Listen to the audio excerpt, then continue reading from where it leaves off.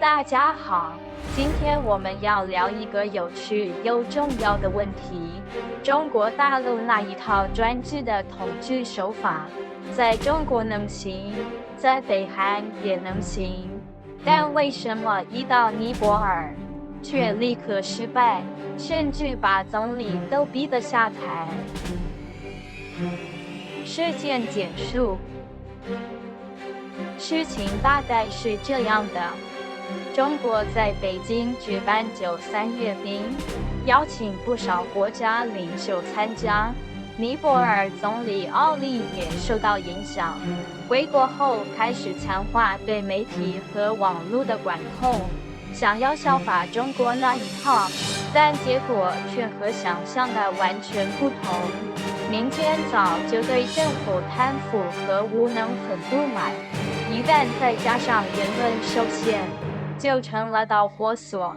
很快，全国各地爆发抗议，群众走上街头。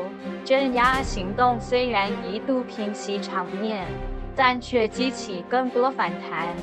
最后，政府大楼被冲击，奥利总理也在压力下被迫下台。换句话说，学中国那一套专制手法，不但没稳住政权，反而加速了政权的垮台。为什么在中国能行，在尼泊尔不行？关键在于文明内在的腐化阶段。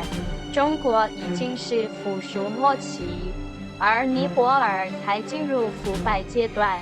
中国的专制手段已经历经3000多年淬炼，技巧很高明，能把人性压缩到极致。但尼泊尔的文明内部腐化还只是初期，就像秦二世那样，蛮干硬来，结果立刻把人民逼到反抗。回到华夏文明，为什么中国人现在不容易反抗？因为华夏文明比其他文明老了2000年。大洪水之后的治理成功，让华夏比别人早2000年进入高度文明。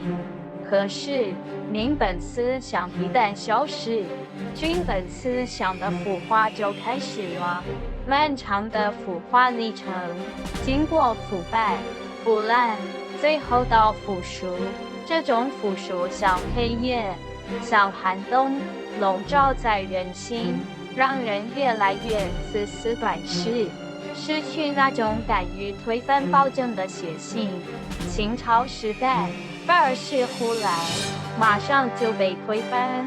可今天，不管是暴治还是乱治，人民都反不起来，因为灵魂已经被长久的腐化压制住了。台湾的特殊处境，台湾大概也有70%腐熟未完成，靠着民主制度和中华理智的传承，才勉强撑在理智水准。可是如果真的让中共接管，用那一套专制统御来治理，70%人民会选择顺从，30%才会选择反抗或逃离，结果就是一盘散沙。所以对台湾来说，法治就是最后的屏障，一旦法治失守，就会直线下坠。西方世界的隐忧，有些人以为西方民主很稳固，其实也不一定。西方很可能出现另一种哈武力式的统治，不是用粗暴压制，而是偷偷断掉观念，让人民心甘情愿交出自由。再加上现代科技的辅助，这种软性专制比蛮干还要可怕。结尾与启示。